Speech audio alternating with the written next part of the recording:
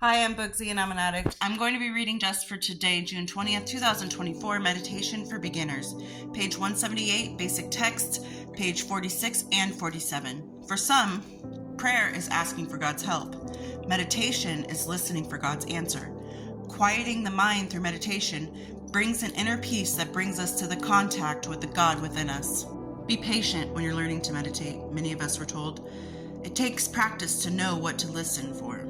We're glad someone told us, or many of us would have quit after a week or two of meditating. For the first few weeks, we may have sat each morning, stilled our thoughts, and listened, just as the basic text said, but heard nothing. It may have taken a few more weeks before anything really happened. Even then, what happened was often barely noticeable. We were rising from our morning meditations feeling just a little better about our lives, a little more empathy for those we encountered during the day, and a little more in touch with our higher power. For most of us, there was nothing dramatic in the awareness, no bolts of lightning or claps of thunder. Instead, it was something quietly powerful. We were taking time to get our egos and our ideas out of the way. In that clear space, we were improving our conscious contact with the source of our daily recovery, the God of our understanding. Meditation was new, and it took time and practice, but like all the steps, it worked. Then we worked it. Just for today, I will practice listening for knowledge of God's will for me, even if I don't know what to listen for yet. I have no idea what to say to this. I've never mastered meditation. My brain just doesn't quiet enough, I don't think. But perhaps meditation for each person is a little different. There's some people who do that kind of meditation out in the grass or on their yoga mat or whatever. And maybe meditation comes to you when you're driving and it's just you and you've got a long road ahead of you. And excuse me, my goodness, sorry. And meditation can come to you when you're working out, maybe. Wherever your mind is clear and the thoughts come in loud and clear, I guess, is meditation. I honestly can't give any guidance on how to meditate because as I've talked to therapists before, they've recommended videos to watch and how to meditate, and even throughout my addiction, I looked up ways to meditate, or those specific sounds that can help you against addiction. You just have to quiet your mind and listen to the sounds, and none of that quiet, I guess, kind of worked for me. I guess it has to be for me personally when I'm driving, because sometimes I drive like at least an hour to work, to and from work. That's on a good day. Sometimes it's 2 hours to and from work, depending on traffic. But sometimes that time is spent quietly driving in my car. And I listen to what my thoughts are and keep an eye out for what the universe is trying to tell me in those thoughts. And I know there's not going to be a road sign that just says, like, here's your answer that you're looking for, but I feel like when you open yourself to thoughts and you ask your God of your understanding or the universe for some kind of answers, I think that you start to create a routine in your brain that starts to notice the answers.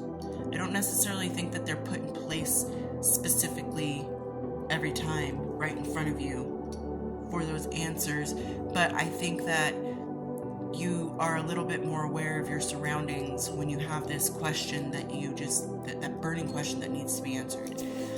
For instance, I know that a lot of times I would be thinking about my girls, and a lot of my quiet moments I'm thinking about how they're doing and whatnot. And when I was working my transitional work when I was pregnant, I was going through a really emotional part. I mean, it didn't help that I was hormonal because I was pregnant, but I was going through a lot of emotions, especially regarding my girls. And one day I just randomly saw one of those, like, those little toys that little kids have on their car seats, and it was like a little colorful worm that dangles from your car seat. I found one of those randomly, and I used to call Olivia Bug, and I was like, oh, that's the universe telling me she's okay. And then a week later, I was leaving the parking structure at work, and same thing I do every day, just lying down to get down to the bottom, and I saw something in one of the parking stalls, and I was like, I passed it, but I was like, something's telling me to go back.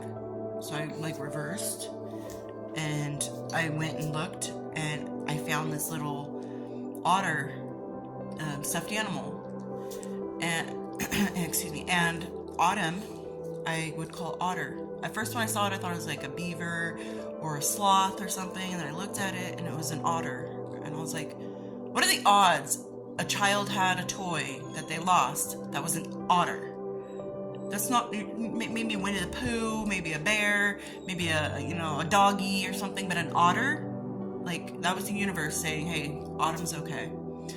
And then, quite recently, I was just randomly walking, and I found a little Winnie the Pooh Nerner on the ground, and I was like, okay, Winter's okay too, because I call her Winnie.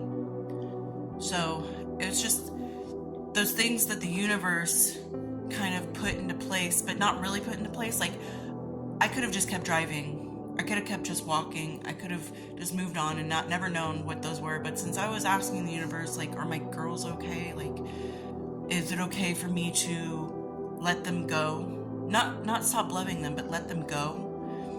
In the thought that they're fine, they're okay where they're at, they're safe, they're happy. Is it okay? But since I asked the universe and I put that out there, that answer came to me, because I was kind of looking for that answer, and I did find it. Because to other people who might have found these items would be like, oh cool, a little toy, oh cool, stuffed animal, cool. But the specifics of these toys that were already in place, Livy Bug, I found a little worm, little bug. Otter, I found a little otter. Winnie, I found a little Winnie the Pooh. So I guess meditation really comes from what works for you in quieting your mind and listening to the answers, or listening for the answers rather. So I can't give you any kind of advice on how to start meditating. You can look on YouTube. I'm sure there's things there that can help you, or you can ask people around you who know how to meditate, or maybe getting to yoga. I think yoga and meditation kind of go hand in hand, but that's just my experience, is that I would think and speak out to the universe, and then I would know to look out for the answers. So, anyway, I hope everyone's doing well out there, and I'll talk to you later. Bye!